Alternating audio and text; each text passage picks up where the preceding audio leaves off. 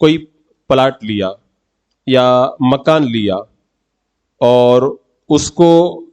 بیچنے کے لیے نہیں خریدا ہے، اپنے رہنے کے لیے خریدا یا ایسے ہی رکھ کر کے چھوڑ دیا ہے کہ کبھی کام آئے گا، تو اس پلاٹ اور مکان پراپرٹی وغیرہ میں زکوٰۃ واجب نہیں ہوتی ہے۔ اور اگر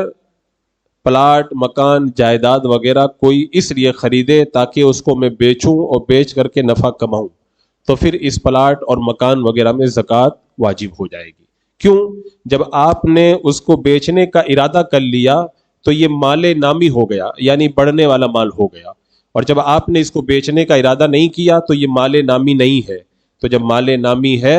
تو زکوٰۃ واجب ہے، اور مال نامی نہیں ہے تو زکوٰۃ واجب نہیں ہے۔ تو یہ مسئلہ یاد رکھیں کہ جو پلاٹ اور مکان وغیرہ بیچنے کے لیے خریدیں گے اس پلاٹ اور مکان میں زکوٰۃ واجب ہوگی، اور جس کو بیچنے کے لیے نہیں خریدیں گے اس میں زکوٰۃ واجب نہیں ہوگی۔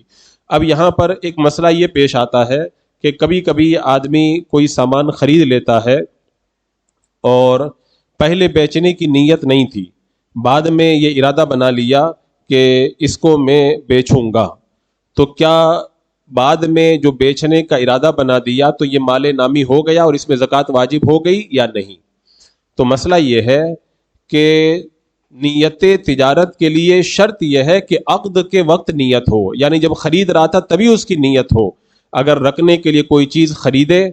اور یہ نیت کی کہ نفع ملے گا تو بیچ دوں گا، تو یہ مال نامی نہیں ہوگا اور اس کے اندر زکوٰۃ واجب نہیں ہوگی۔ آپ نے جب خریدا اسی وقت آپ نے جب نیت کر لی تھی بیچنے کی تو اس نیت کا اعتبار ہوگا اور زکوٰۃ واجب ہوگی، بعد میں آپ نیت کر لیں اس کا اعتبار نہیں ہوگا۔